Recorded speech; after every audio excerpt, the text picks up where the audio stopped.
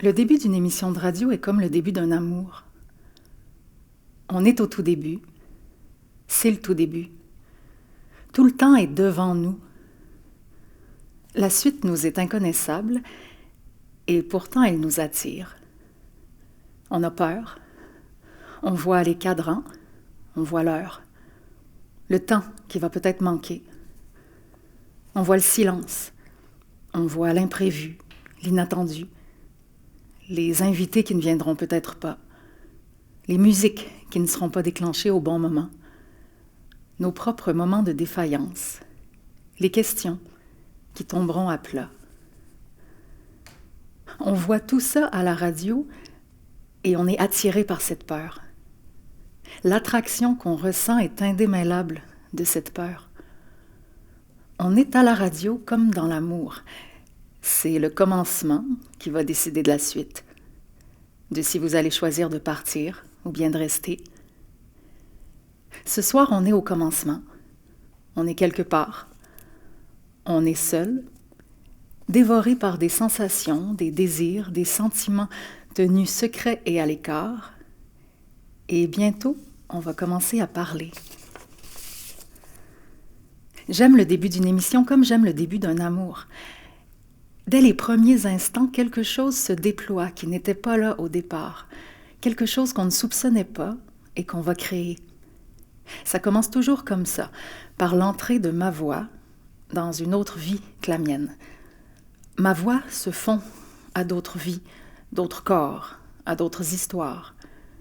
Ma voix se lance et percute des vies dont elle ignore tout. Elle va à leur rencontre et les élargit. Ma voix a un poids, une odeur, une texture, une histoire. Elle va comme une peau se frotter contre l'autre, contre tous ces autres. La voix est une seconde peau. Au commencement, en amour comme à la radio, la voix ne cache pas sa fragilité. Elle trahit une fébrilité, elle se précipite. À tout moment, elle peut s'arrêter, s'éteindre, trébucher, se reprendre, recommencer. On pense abolir la distance et on nourrit la distance. Au commencement d'une émission, on entend la respiration courte et incontrôlée de la personne qui parle. Ce souffle a la cadence, la sensualité de ceux qui se désirent et qui sont nus ensemble pour une première fois. On prépare avec soin les premiers mots d'une émission, ceux des commencements. Tout se joue dans ce premier moment. Chaque fois, il faut réinventer l'entrée. Il faut recommencer, éviter de répéter, on est enregistré.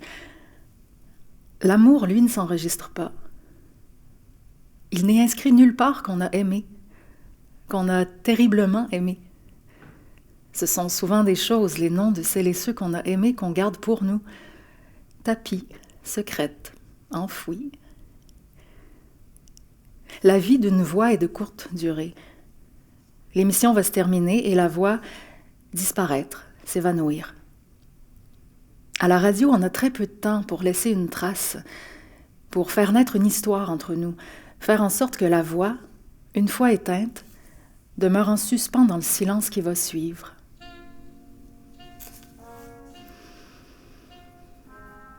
Que l'on n'oublie jamais sa voix et le désir secret de l'amoureuse, je crois. On a un corps, d'où sort la voix, mais corps et voix ne s'obéissent pas, ils divergent. La voix prend ses distances du corps. Le corps est plus fragile, plus cassant que la voix. Mais le corps et la voix sont égaux dans leur capacité à être troublés, à s'égarer. Faire de la radio et désirer sont des activités qui se confondent. Elles sont chacune à leur façon étreintes et rencontres avec l'autre. On est au tout début de l'émission, comme au tout début de l'amour. J'ignore tout, comme vous, de ce que la suite nous réserve. Des choses vont survenir, des choses prévues, des choses imprévues qui vont entièrement nous échapper. On est au tout début de l'émission comme au tout début de l'amour. Tendre sa voix, tendre son corps, un même mouvement.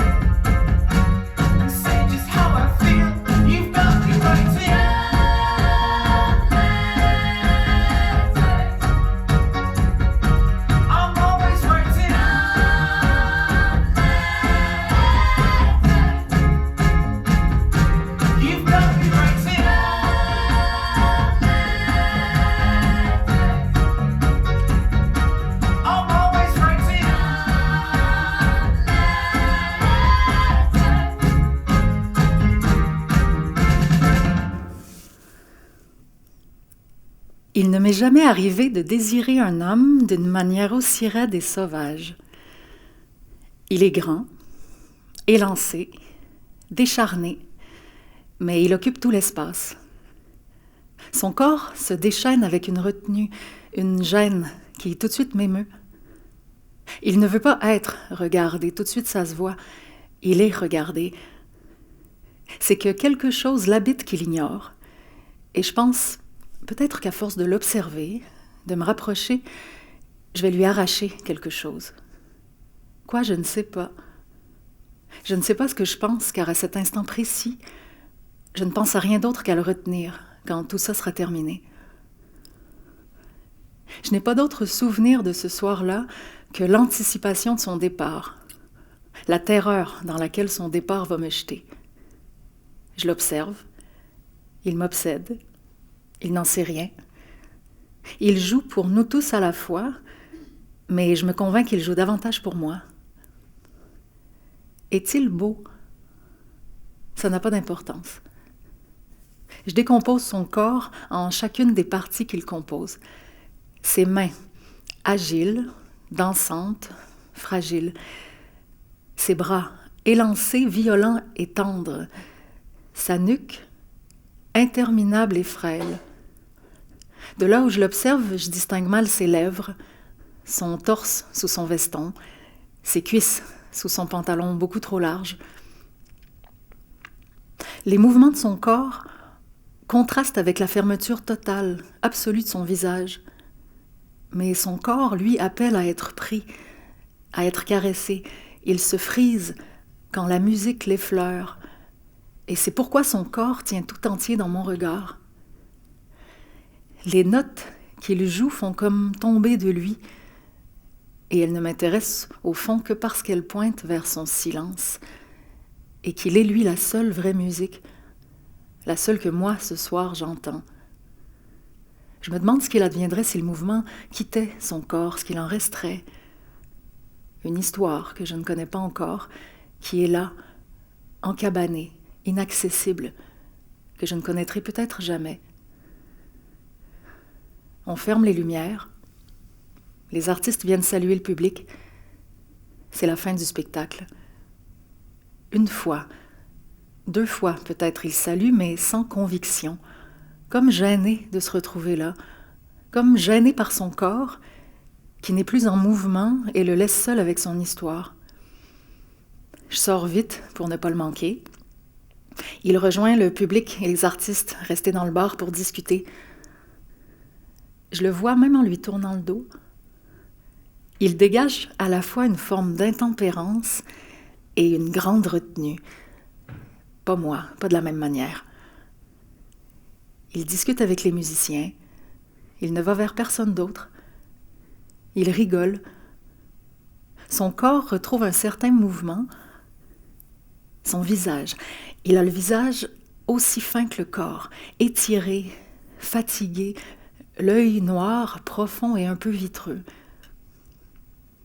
Il sort fumer quelquefois, et chaque fois je me dis qu'il va partir car c'est exactement la même impulsion, la même démarche, le même élan, le même son. Il sort sans se retourner.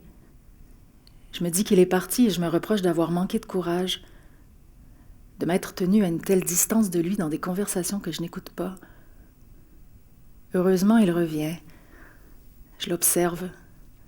Son veston. Il est le seul à en porter un. Ça se voit tout de suite que pour lui, c'est un costume, rien d'autre. Même sans lui faire face, je ne regarde que lui. Je n'entends que lui rire derrière ma tête, parler un peu fort d'une voix qui tout de suite me plaît, lourde, tabac et un peu risquée. Pas calme, sa façon de parler. Les mots inarticulés, un peu ravalés, bosselés à la sortie de sa bouche et tombant dans mon oreille avec des intonations d'adolescent, des formules d'adolescent, des termes d'adolescent. J'entends déjà la domination du langage sur lui. J'échappe à une conversation et je glisse jusqu'à lui. Je reste silencieuse à l'écouter, lui et les autres. Je pense que je ne comprends pas vraiment ce qu'il dit. Je pense aussi que ça me fait peur, quelqu'un de mon âge qui ne pense qu'à s'amuser. Désir d'intempérance aussi. Surtout. Alors je sais tout de suite qu'on ne pourra pas se comprendre. J'aime ne pas le comprendre. Ne pas savoir m'expliquer pourquoi il me dit toutes ces choses. J'aime cette cicatrice au coin de sa bouche, ce sourire blessé, cette sensibilité que je vois surgir durant son concert quand quelque chose s'échappe de lui un court instant et qu'il le rattrape vite en reprenant pour lui ce détachement qui est comme sa seconde peau. Je pense qu'il n'est pas sérieux et pourtant très sérieux. Je pense qu'il est timide et qu'il ne l'est pas. Je pense qu'il est insouciant et qu'il ne l'est pas. Je pense qu'il a quelque chose de brutal et je ne sais pas quoi. Je pense que tout ce temps, il ne se montre pas et ce retrait dans lequel il se tient me donne envie de le toucher. Je n'arrête pas de penser, à mesure qu'il parle, à tout ce que je veux savoir de lui. Je lui pose des questions. Il répond en souriant, alors je ne sais pas tout à fait s'il invente. Il me pose des questions aussi. Déjà, je sais que pour lui, parler tout le temps n'est pas l'équivalent de vivre, et ça me plaît. Puis le bar du théâtre se vide. Je ne sais pas comment on se quitte. Je ne lui dis pas que je veux le revoir, que je penserai à lui ce soir-là en rentrant à pied vers chez moi retrouver l'homme avec qui je partage ma vie, que je rentrerai me mettre au lit avec cet homme en m'imaginant me mettre au lit avec lui. Je ne lui dis rien ce soir-là. Il est tard. J'espère qu'il rentre chez lui et que chez lui il est seul. Moi, je marche vaguement dans la nuit. J'arrive chez moi. L'appartement est plongé dans le noir. Je me déshabille et me glisse dans mon lit, où dort l'homme avec qui je partage ma vie. Ni mon corps, ni mes gestes ne peuvent laisser deviner son arrivée éclatante dans ma vie. Mon corps garde secret, pour lui, ce premier moment, ces premières images, ce commencement qui est déjà un souvenir incertain.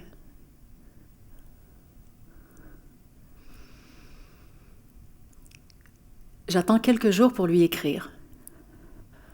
On convient de se retrouver pour une entrevue. Je prétexte une entrevue. J'irai chez lui jeudi après-midi et j'enregistrerai sa voix. C'est ce que je préfère, enregistrer des voix. Je me réjouis de récolter bientôt la sienne alors qu'il dit oui à ce rendez-vous. Je suis persuadée qu'il est possible que la naissance de l'amour soit l'obéissance à une voix, à l'intonation d'une voix. Je ne sais pas si sa voix est belle, mais elle me touche. Il n'y fait pas attention. Il ne fait attention à rien, je crois.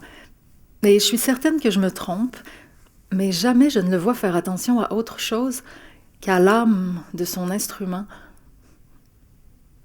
Et plusieurs fois, je me dis que j'aimerais être cette petite pièce en bois qu'il tient devant moi avec tellement de délicatesse. Je vais chez lui. Je ne trouve pas immédiatement son appartement, je le dépasse plusieurs fois. Je ne trouve pas le numéro de porte qui correspond à celui qu'il m'a donné. Il vit au-dessus d'un bar et je pense aux nuits qui doivent être les siennes. Je monte les marches étroites et sales. J'ai peut-être peur. Je frappe à la porte. Il ouvre. Il ne porte plus son costume. Je pense que son appartement est horrible. Il ne me fait pas visiter et je cherche à savoir s'il vit avec une femme. Je ne pense pas. On s'installe à la table de la cuisine. Je peux commencer à enregistrer. Je dis « J'enregistre maintenant ».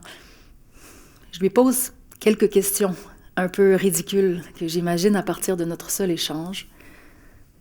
Rien de ce qu'il dit ce jour-là ne m'interpelle vraiment, sinon le mouvement de ses lèvres.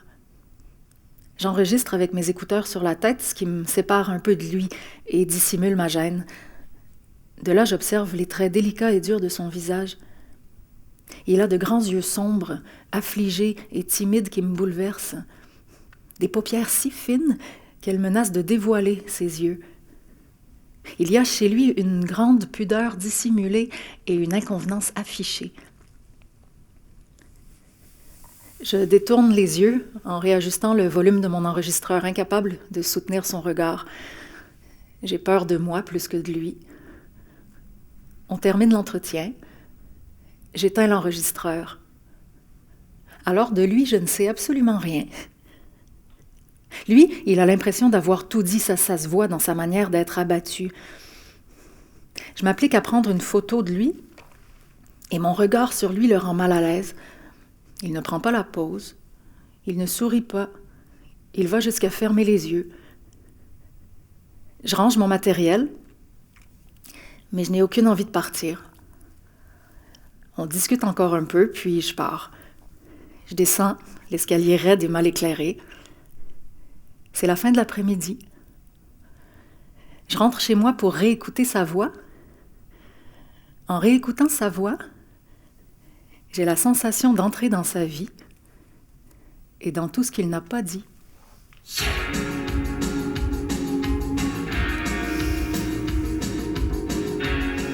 C'est l'écoute d'une émotion et nous sommes ensemble pour la prochaine heure. Aujourd'hui, l'émission n'obéit à personne, elle obéit à un sentiment.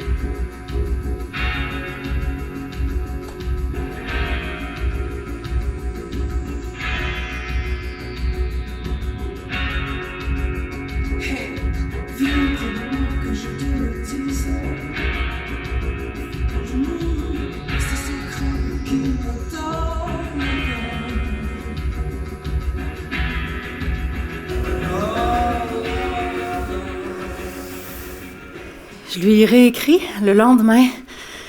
Je veux le revoir. Je ne prétexte rien cette fois. Je pars pour quelques jours à l'extérieur et je lui propose de passer chez lui à mon retour. Il accepte. Durant ces quelques jours, je suis pleine de cette énergie vitale qui exacerbe le désir. Tout à coup, la vie apparaît simple et vivre tout autant. Le désir est ainsi qu'il désactive les emplois du temps. Je rentre en ville, je lui réécris. Il m'invite à nouveau chez lui. Cette fois, j'arrive en soirée. J'entre, un peu gênée de ne pas avoir mon matériel avec moi. Je frappe à la porte. Il ouvre. Les portes des 2 chambres sont fermées. Il me dit qu'on peut s'installer dans la pièce du fond. Cette pièce est la pire, la plus étroite et la plus en désordre. Il y a un vieux divan en cuir noir, un vieux rideau, un ordinateur sur une table sale pleine de paquets de cigarettes. Il se laisse tomber dans le divan. Je prends la chaise de bureau sur roulette et je roule comme le plancher est en pente. On rit parce qu'au fond, on est tous les 2 gênés. On discute. Notre conversation est trouée par plein de petits silences. Je me préoccupe de ce qui va arriver d'ici la fin de cette soirée. Il ne laisse pas facilement tomber ses défenses. Ce que je désire en lui est ténu. C'est peut-être cette bosse sur son épaule, signe qu'il a trop joué de son instrument, qui dit surtout qu'il n'est pas infaillible, que le monde peut l'affecter, le fragiliser. Et c'est cette idée que renferme cette bosse qui m'émeut. Je m'attache à ce qu'il y a de plus délicat chez lui. Lui me dévisage, comme pour déguiser son propre désir, parfois aussi par une blague, une cigarette, un regard sur son téléphone. On s'embrasse. Je ne suis plus qu'un corps. Le langage et la raison m'abandonnent. Je goûte son odeur. Comment décrire son odeur? Sa peau sent la fatigue, la cigarette et le savon. Il fume beaucoup trop, il se tue à fumer. On se lève, on marche vers l'une des 2 autres pièces que je devine être sa chambre. La porte est fermée. Il l'ouvre. Ensuite, pendant plusieurs heures, on fait l'amour dans son lit qui a exactement la même odeur que sa peau. J'ai l'impression qu'il est partout autour et à l'intérieur de moi, que ses draps sont une extension de sa chair et que je pénètre son secret chaque fois qu'il me pénètre et j'en jouis plusieurs fois.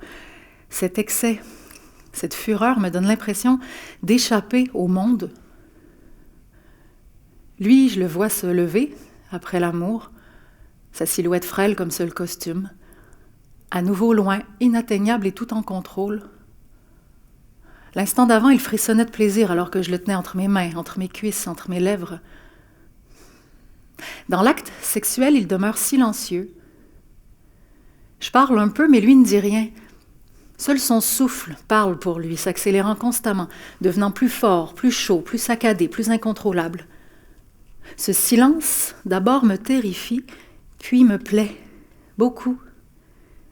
Il est impénétrable et peut-être au fond ce qu'il y a de plus charnel. Son silence, son souffle sont pour moi une partition. J'en joue, et dans le silence de la chambre, ce son, cette musique prend toute la place. Elle s'accompagne d'un regard, le sien qui semble ne rien comprendre à ce qui lui arrive, à ce plaisir féroce qui s'empare de son corps et le fait trembler. Pour dire son plaisir, je remarque qu'il pince un peu des lèvres. De tragique, il devient troublant. Il jouit discrètement. Sa sexualité le gêne. Il la freine, et je le sais, mais peu à peu, il s'abandonne. Notre communication est non-verbale, odorante, goûteuse. On s'étreint par les bras, les mains, les lèvres, les yeux, le souffle. On veut tout savoir de ce que nos corps cachent. Mon silence à moi est différent du sien, lié à une forme de culpabilité d'être ici et attendu par un autre homme. Lorsque je vois l'heure et que je commence à me rhabiller, je lui dis sans le regarder que j'ai quelqu'un dans ma vie. Il sourit, d'un sourire qui ne veut rien dire. On rit, on ne parle pas. Je sors de la chambre. Je sors de l'intimité qui est déjà là entre nous. Je descends l'horrible corridor. Sitôt passé la porte donnant sur la rue, je retrouve l'artère bruyante sur laquelle il vit. Je regrette de ne pas avoir enregistré son souffle, d'être soumise au son des voitures, du métro, des gens. Il n'est disponible pour personne. Je le veux pour moi. Je ne serai jamais à lui, je le sais déjà. J'ai peur de le rejoindre et du désir pour cette peur. Du désir que j'éprouve pour cette peur. Il m'écoute. Parler est un risque qu'il ne prend pas. Le langage le fatigue, souvent il le trahit. On aime tous les deux ce qui est risqué. Moi, je parle, mes mots sont précis, épineux, souvent maladroits. Je veux qu'il force une entaille en lui, qu'il l'ouvre. Je force avec ma langue pour le fendre, l'entamer. Je force pour trouver une brèche par laquelle entrer. Je ne trouve pas. J'appréhende toujours le moment où il va s'arrêter de parler. Et quand le silence reprend sa place, il a véritablement l'impression, lui, d'avoir tout dit. Il fait le tour de sa vie comme si ce qu'il en disait était tout ce qu'il en restait. Comme on sort des souvenirs d'une boîte avant de les replacer. Il parle de sa vie comme quelque chose de derrière lui. Je parle de ma vie comme si elle était devant moi.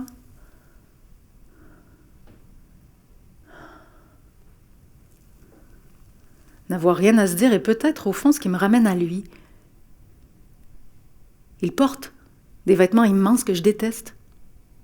Mais ce que je déteste ne l'impressionne pas. Il ne se conçoit pas à partir de moi. Il n'a pas besoin de moi, que je sois impressionnée par lui. Ce n'est pas qu'il ne veuille pas me plaire, je crois, mais il ne ressent pas l'exigence d'être ce à quoi je m'attends. D'ailleurs, il n'est rien de ce à quoi je m'attends. Il ne lit pas, il n'écrit pas, il ne va jamais au cinéma. Il boit des Pabst, met du coke dans son vin. Il n'assiste jamais à des concerts. Je ne sais pas ce qu'il fait exactement. Il occupe sa vie à des choses auxquelles je n'occupe jamais la mienne. Tout l'ennui, ce qui le rend arrogant et brutal. Il a quelque chose de brisé dont on ne parle pas. Il tient à son immense solitude. Et lorsque je le touche, je sens parfois que je la lui vole et que pour ça, il m'en veut. Je pleure une seule fois devant lui. Et cette déclaration change quelque chose entre nous. On n'est pas aussi solide, imbattable et cruel qu'on le pense. On est incertain, fragile. Je suis en larmes et il m'étreint. Je l'atteins.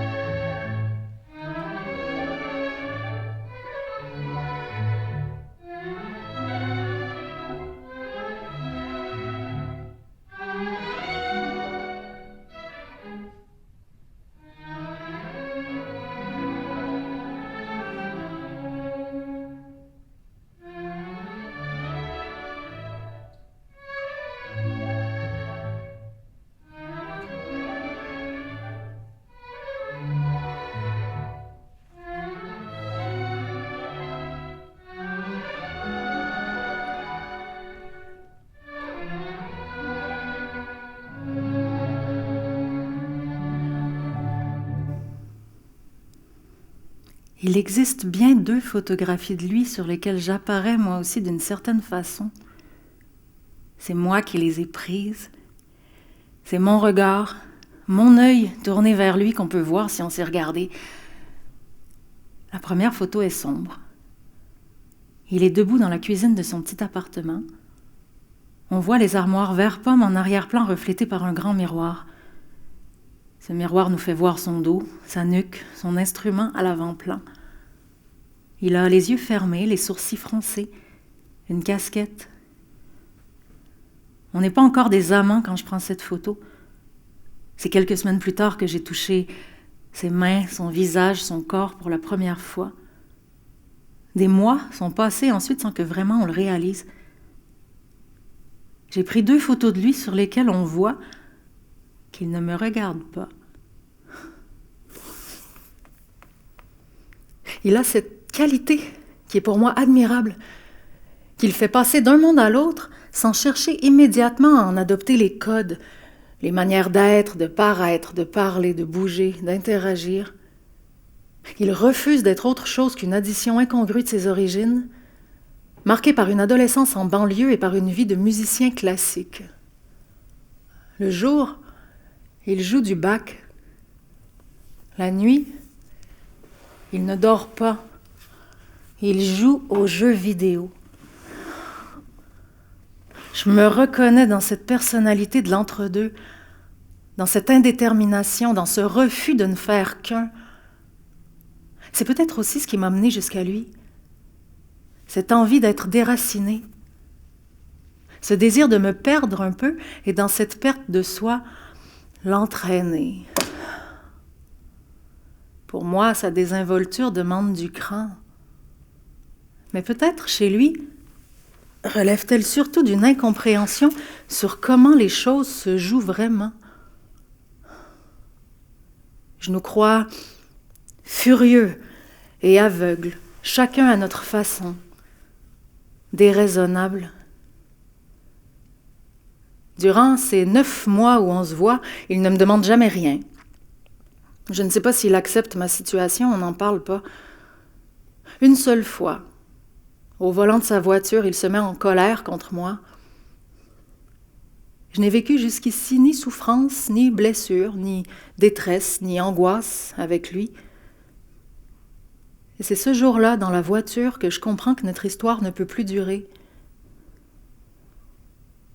Les phares d'une autre voiture éclairent l'amour sur son visage. Je le vois. Ça me terrifie. Dans la lumière blanche, son visage est aussi net qu'une lettre avec ses mots parfaitement tracés. Je suis terrifiée par cette idée. Comment on a pu en arriver là? Il souffre.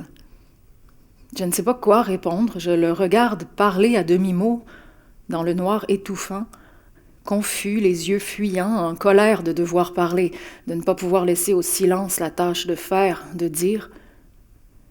Je ne lui fais aucun signe laissant entendre que je le comprends. Rien, je ne dis rien. On ne peut plus être que des amants. On n'est déjà plus des amants, on est allé trop loin, je ne peux pas aller plus loin. J'ai peur de toi, de nous.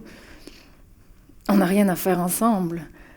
Tu es bien là, à la périphérie de ma vie, pas dans son centre, son cœur, jamais. C'est impossible, vu nos existences se repoussant l'une et l'autre. Tu vois bien que c'est impossible que je me dis, que je te dis. C'est de la folie, cette chose que tu ne parviens pas à nommer. Arrête avec ta folie, ta maigreur, tes nuits, tes cigarettes, tes amis, tes histoires, tes silences. Arrête. Tu sais bien qu'on n'est pas ça, qu'on ne sera jamais vraiment ensemble, qu'on s'aime bien précisément parce qu'on n'a que ça à faire, s'aimer bien, rien d'autre.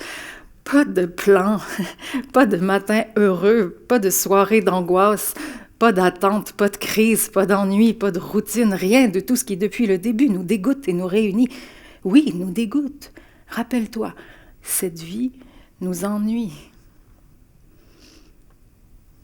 Cette vulnérabilité rend soudain chacun de nos gestes douloureux et beaux. On vit une histoire déchirante et on en éprouve en même temps une certaine joie. La joie dans laquelle nous tiennent toutes ces choses qu'il nous est difficile de connaître, de comprendre, de s'expliquer. Je repense à cette scène en rentrant chez moi ce soir-là. À toi, dans la voiture, te débattant avec les mots qui ne disent jamais ce que tu penses, ce que tu veux dire. Tu es constamment trompé par les mots, tu les choisis mal. Ils ne sont pas faits pour ça. Tu dis des choses que tu ne veux pas dire et ils tombent de toi dans le désordre sans que tu en pèses le poids. Tu dis ceci et cela, mais tu veux dire ça. Souvent, tu me dis que tu n'es vraiment toi que lorsque tu joues de ton instrument, et c'est vrai. Tu n'es pas toi dans les mots. Les mots te manquent, ils te désorganisent, ils te confrontent. Je repense à la voiture stationnée en bordure du métro en plein hiver. À toi qui n'es pas assez habillé, qui porte un vieux manteau. À cette tuque qui te donne l'air si jeune. On dirait que tes yeux sont plus grands et qu'on y voit une tristesse plus grande qu'eux encore. À tes mains nues, tu n'as pas de gants, il fait un froid inimaginable dehors. Je repense à combien je t'ai trouvé attendrissant. Je repense à nous qui avons froid et n'arrivons pas à faire de phrases complètes. Tout à coup, je ressens le temps. Je le mesure dans tout mon corps. Il y a bien quelque chose comme du temps passé avec toi et du temps passé sans toi. Et ce temps est devant. Je le mesure maintenant. Je mesure ton absence future pour la suite de ma vie. Bon, moi j'y vais. C'est finalement ce que j'ai dit avant de sortir de la voiture. On ne s'est pas embrassé. Je ne t'ai pas dit adieu ou au revoir ou quoi que ce soit d'autre qui aurait pu mettre fin à cette scène et confirmer qu'il n'y en aurait pas de suivante. Je suis sortie en faisant peut-être comme si ce n'était pas la scène ultime, la toute dernière. Je sais que je suis attirée par toi et que je dois rapidement m'éloigner de toi. J'ai honte.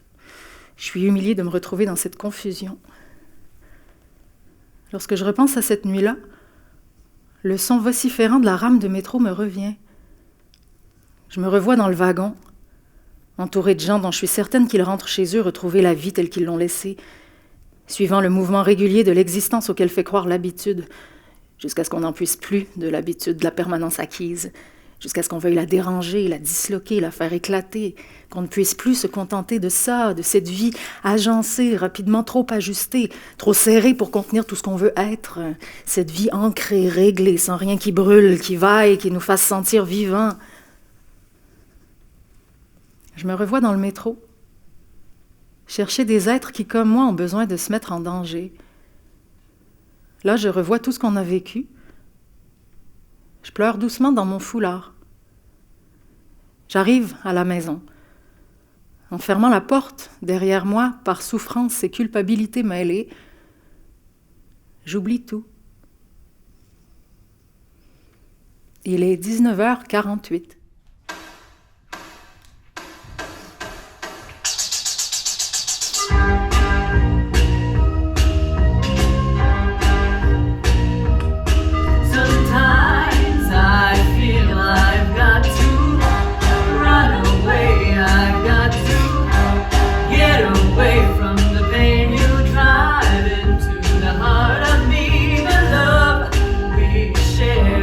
Seems to go, no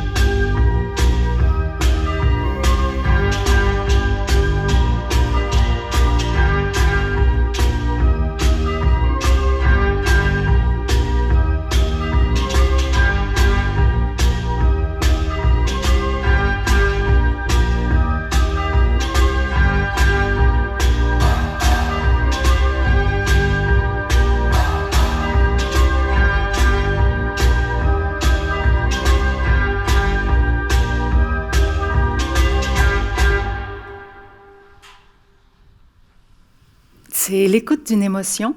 Peut-être vous joignez-vous à nous à l'instant. Soyez les bienvenus. C'est l'été. 3 ans ont passé depuis la dernière fois. Je t'écris, sans raison, comme ça. On se voit? Je pense on va tout recommencer. On fera comme si c'était le début de la passion, le début de l'émission, la première fois qu'on se voit, la première fois qu'on entend cette émotion et qu'on s'égare absolument. Absolument. On va tout recommencer.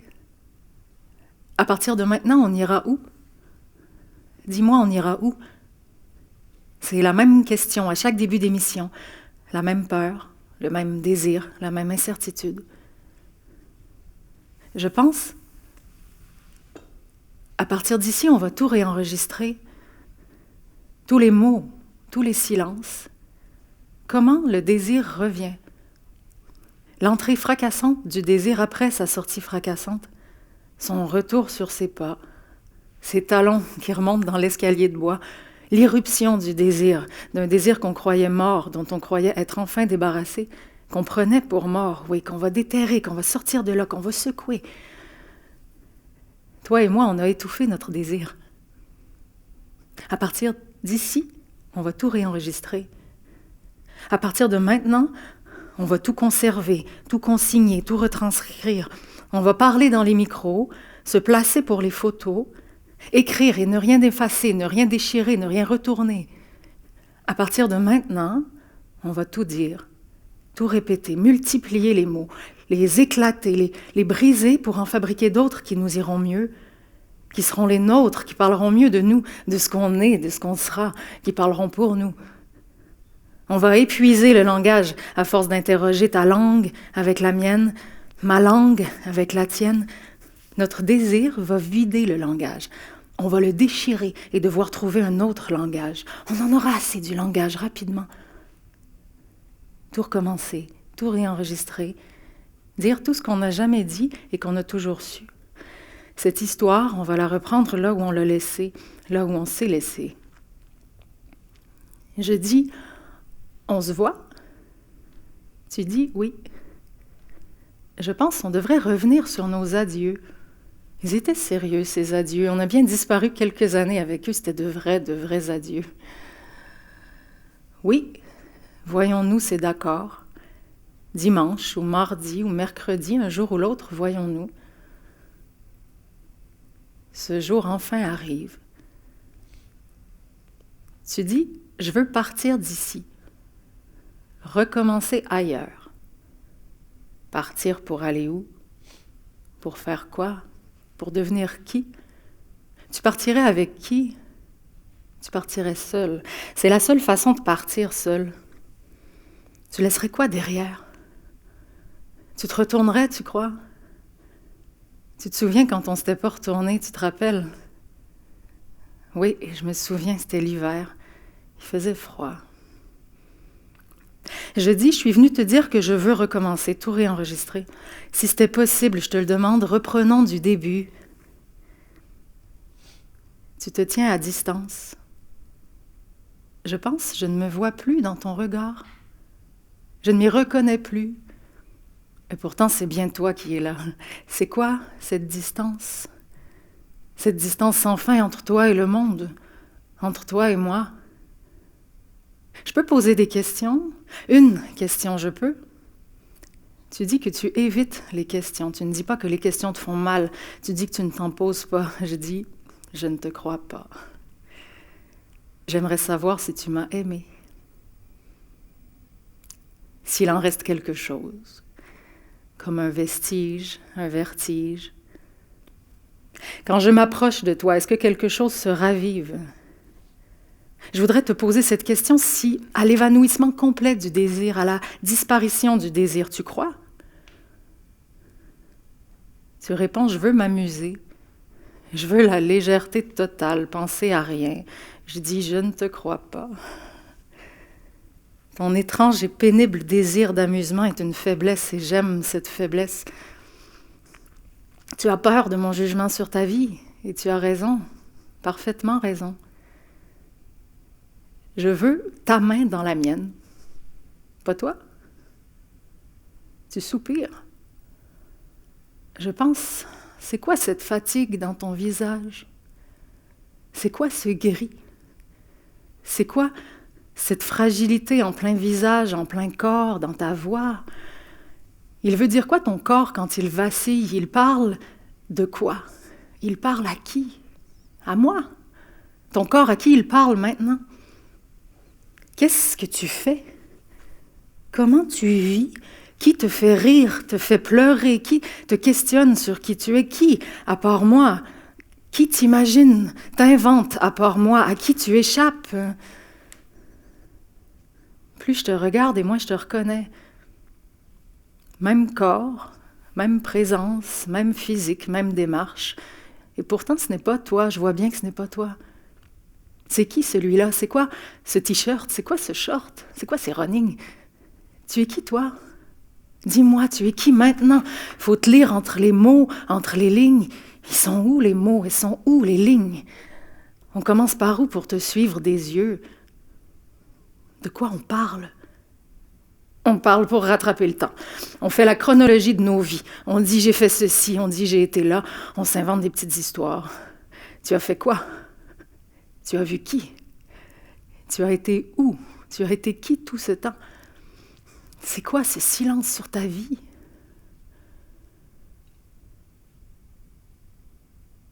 Tu dis qu'un jour, tu m'as dit que tu m'as aimé.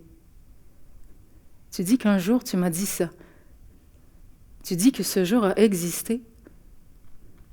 Tu dis que tu l'as dit, que ce mot imprononçable, tu l'as utilisé, qu'il est bien sorti de ta bouche, qu'il a jailli et que tu n'as pas pu le retenir, qu'un jour, oui, tu l'as dit.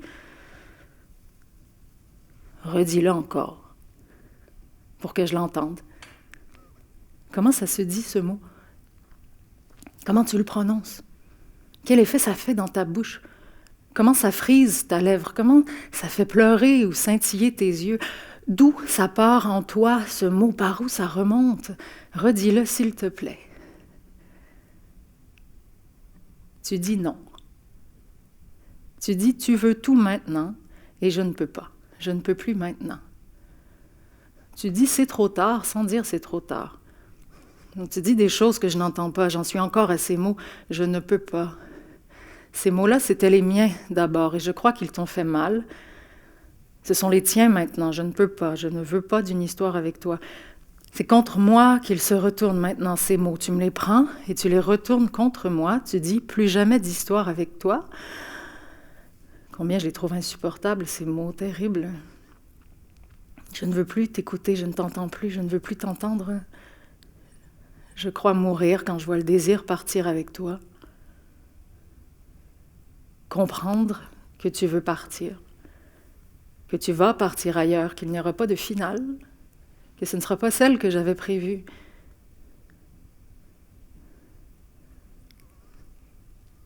Tu dis que je suis quelqu'un de bien et que tu n'es pas comme ça, toi, que dans notre première histoire, ce n'était pas toi, tu n'étais pas toi. Tu étais qui? Tu étais qui alors? Qui j'ai vu, moi? Qui j'ai caressé? Qui j'ai blessé? Et maintenant qu'on peut tout recommencer, tout réenregistrer, tu es qui? Pourquoi tu es lui? Tu dis c'est trop intense tes mots, ta langue, trop long tes textos, tes lettres, trop intense pour moi tout ça. Intense. Tu es qui pour dire ça? Tu veux dire quoi? Je pense... Mets tes mains sur mon dos, sur mes fesses, sur mes yeux. Je pense, si le langage ne te fait pas jouir, ne parlons plus. Mets tes mains sur mon dos, sur mes fesses, sur mes yeux. Je pense, si le langage jamais ne te touche, si le langage ne t'atteint pas, s'il ne te vise pas, s'il passe à côté de toi, si même le langage t'effraie, te fait peur, t'affole, t'inquiète, embrasse-moi. Embrasse-moi. Dis-moi comment ça déteint le désir. Comment ça flambe puis ça s'envole? Comment ça meurt? Comment on peut mourir de désir puis voir le désir mourir? Dis-moi, comment d'un coup ça disparaît? Petit à petit ça se dissipe ou ça vient d'un coup, ça se plante là et c'est mort, c'est trop tard. Comment un jour on se met à ne plus désirer quelqu'un, à ne plus le regarder de cette manière-là, à ne plus le voir de cette manière-là, à ne plus être en face de lui comme en face de soi. Comment les lèvres, la nuque, les mains de l'autre, ses manières, ses gestes, sa voix ne nous touchent plus, ne nous émeuvent plus, ne nous traversent plus. Comment c'est possible qu'on n'ait plus envie de s'y enfouir, de les fouiller, de tout sonder, les ongles, les lobes, les pieds, les creux au coin des yeux? Ça s'explique comment cette démission du désir? Dis comment ça s'explique, si ça s'explique. Trouve les mots, s'il te plaît, pour dire que rien de ce désir ne subsiste, que ça glisse comme un sexe entre les mains, le désir, que rien de rien ne persiste. Trouve les mots. Comment un corps se vide d'un autre corps, d'une autre voix? Comment la pensée, le rêve, les sentiments effacent quelqu'un, l'anéantissent puis le remplacent? Comment un corps ne frissonne plus quand l'autre corps le prend par la taille, par la main, par la bouche, par les yeux? Pourquoi la peau soudain n'a plus ce goût indispensable, ce goût qui était tout? Pourquoi une langue se tait quand l'autre non? Je m'assois sur ton lit. Je vois le désordre dans tes yeux. La peur aussi. Pourquoi la peur? Qu'est-ce qu'elle fait là, la peur? Tu t'assois à côté de moi. Pourquoi on parle? Pourquoi on continue de parler? Pourquoi je pointe ça et que tu réponds ça et ça? Tu te jettes sur ton lit. Je me jette sur toi. On répète l'histoire et on la connaît par cœur. Mais cette fois, on la joue mieux, de l'avoir un peu désapprise, de l'avoir un peu oubliée. Cette fois, c'est la bonne, on ne joue plus. Ça y est, c'est la vraie, ce n'est pas un jeu, ce à quoi on joue depuis le début. Ça y est, on y est, je pense. Tes bras ouverts, tes paupières fragiles, les cheveux fins sur ma poitrine blanche. Chacun de nos ailes de désir doré étendues dans tes draps noirs. C'est sublime, tout y est. Tout ce qu'on ne parvient pas à nommer dans l'instant, il faudrait qu'on nous voie comme ça. Il faudrait qu'on nous peigne dans cette position-là. Je te reconnais, pourtant tu n'es pas là. À quoi tu penses? Je te fais l'amour, pourquoi pas toi? Qu'est-ce que tu fais alors?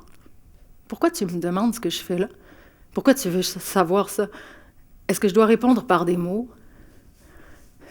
Ça vient d'où cette voix? Pourquoi tu prends cette voix? Je ne reconnais pas cette voix, ta voix. Est-ce que je peux dire faire l'amour? Est-ce que je peux? Dis, tu es d'accord si je dis qu'on n'a pas les mots pour se parler et que parler nous fait mal, qu'on est condamné à parler mal de ce qu'on vit, à mal le raconter? À qui on pourrait raconter cette histoire-là? Tu la racontes, toi, cette histoire? À qui? Quand? Comment? Tu prends quelle voix quand tu la racontes, cette histoire? On a déjà parlé, nous deux, parlé silencieusement, nus, sans être vus, montés un sur l'autre. On est encore un sur l'autre, tout est comme avant. Le même bordel dans la chambre, nos corps fatigués, maigres, nos souffles courts qui disent qu'on va partir en fumée, nos voix qui vont bien ensemble. On peut dire ça des amoureux qu'ils ont des voix qui vont bien ensemble, on devrait dire ça. Nos mains sont les mêmes, nos langues sont silencieuses, mes grands yeux et les tiens sont heureux de se revoir. Tu dis, je me perds dans tes grands yeux. Quand tu te perds dans mes yeux, tu vas où? Tu vois jusqu'où? Pourquoi tu te perds? Qu'est-ce qui périt de toi quand tu es en moi? Qu'est-ce que tu laisses de toi en moi? Qu'est-ce qui te manque de moi? Pourquoi je pleure? Je te tiens tout près, puis plus du tout. Tu te lèves, tu te rhabilles. De toute cette nuit passée ensemble et qui sera la dernière, je retiens surtout ce moment où délicatement tu prends mon poignet pour m'enseigner à appuyer sur les touches du piano. Ce geste, ce moment, c'est surtout celui où on sait tous les deux qu'il vaut mieux renoncer aux mots.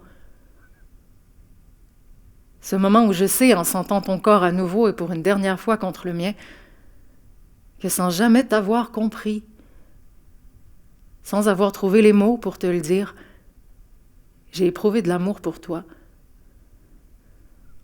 Et pour la première fois en t'entendant jouer du piano, compris que tu me quittais à ton tour.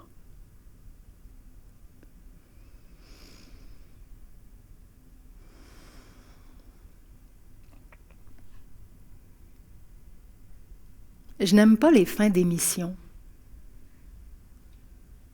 Je ne crois pas à la fin de l'amour.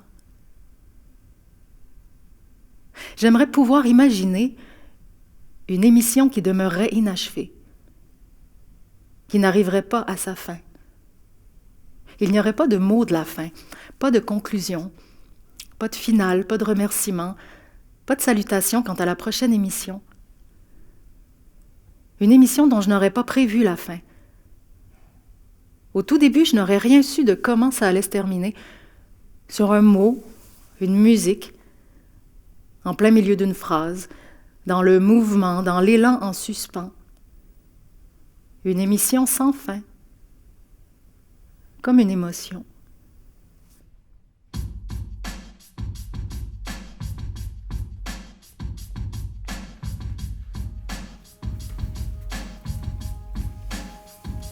Après la nuit, avant le jour, et à travers les roselières. Après la nuit, avant le jour, j'irai chercher les hautes lumières. Aux innocents les mains pleines, je t'emmène lancer des médailles dans l'eau bleue des fontaines et cueillir à nouveau ces visions qu'on s'offrait autrefois comme des couronnes, ces visions qu'on s'échangeait pour se dire, pour se rappeler, je suis veilleur, tu es musée. Je vais sentir les feuilles de menthe craquer sous nos dents avec la chlorophylle qui s'échappe et te faire écouter le son de carillon que fait le claquement des drisses de pavillon contre les mâts, avec en fond le grand fracas de la mer qui rapporte et au-dessus la procession de cargo des nuages bas et blancs. Je voudrais te faire rencontrer les femmes cyprines et des drag queens qui nous habillent de robes et diadèmes au croisement d'Amsterdam et la 80e pendant que moi je te mettrai au poignet des bracelets de tissu qui viendront des bracelets de fleurs, puis des rubans, puis des violons. Je porte le blason de mon clan, je l'ai désormais gravé sur la face visible de mon cœur, mais ça ne fait pas mal, au contraire, rassure-toi. J'y vais broder nos souvenirs étincelants sur 2 manteaux de nuit que m'ont offert des frères tisserands. J'ai à la même mésossière, je suis prête. Après la nuit, avant le jour, et à travers les roselières. Après la nuit, avant le jour, je t'offrirai les hautes lumières. Aux innocents les mains pleines, je t'amène plonger dans la Seine et nager dans les courants forts de Beauchamp. Nage dans les rivières, remonter les ruisseaux, puis prendre un bain brûlant où je laverai ta peau au lait d'ânesse avant de sécher ton corps moi-même, comme avant, quand on est adolescent. Je veux faire l'amour dans les champs, dans les clairières, dans les taxis. Je veux faire l'amour partout, même sur les toits de Paris. Je veux résider au creux de ton cou et dans tes draps parfumés au lilas, tandis qu'une madrée enveloppée d'un châle rouge bidon front en silence avec des croix de baume au camphre. Je te montrerai comment décrocher les boules blanches des symphorines pour les éclater sous nos pieds entre nos doigts, avant d'aller regarder la lumière d'un lampadaire qui rougeoie et qui vacille sur les berges du fleuve endormi, dont les rires vents emplissent la surface. Je veux offrir cette cigarette à ma mère, cette cigarette d'après la guerre et son odeur vanillée. Je t'amène voir le granit rose de ces îles qu'on peut pas déplacer, mais c'est pour nous protéger. Je t'amène tout rejouer, peut-être tout perdre, peut-être aussi tout rafler, tout braquer, tout gagner. Après la nuit, avant le jour, et à travers les roselières. Après la nuit, avant le jour, je t'offrirai les hautes lumières.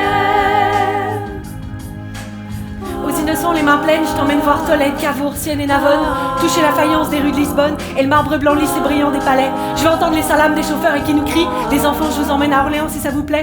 Je veux t'offrir le tintement des couverts d'argent contre le cristal et les mots précieux des miens. Je veux écouter les histoires des anciens encore et encore, ces histoires millénaires qui renaissent.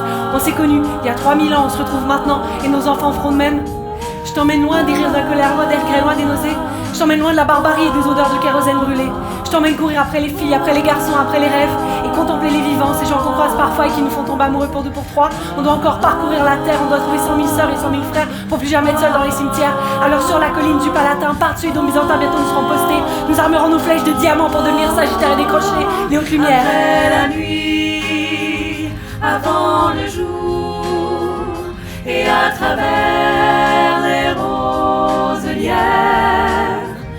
Après la nuit, avant le jour, je t'offrirai les hautes lumières.